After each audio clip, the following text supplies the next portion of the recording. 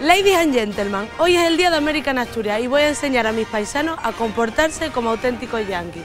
Pero antes voy a ponerme el traje regional.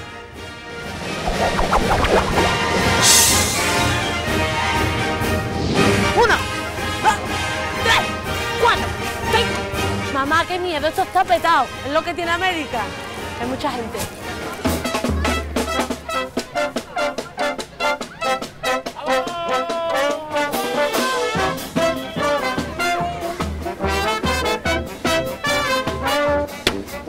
Vamos a comprobar el grado de americanismo que tiene la gente un día como hoy.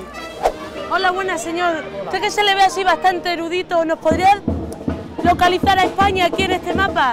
Vamos a ver, yo creo que por aquí, ¿eh? Muy bien, un auténtico americano con nosotros.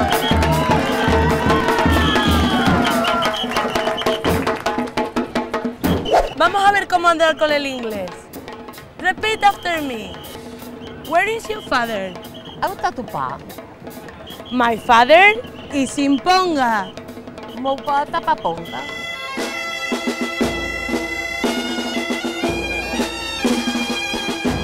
Oh, say that we sing through the glorious time.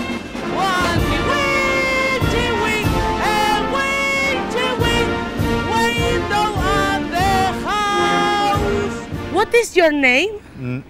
Ralph. Ralph. Bueno, pues hoy te vas a llamar Michael. Okay. Michael Jackson. Okay. Cachiwaki, Annie.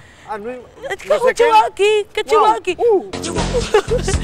¡Ole, Michael! ¡La reencarnación de Michael Jackson! ¡Mamá, está aquí hasta la NBA! 1, 2, 3. ¡Dame una U! ¡Dame una E! ¡Dame una E! ¡Uy! ¡Ole! ¡Dame una A!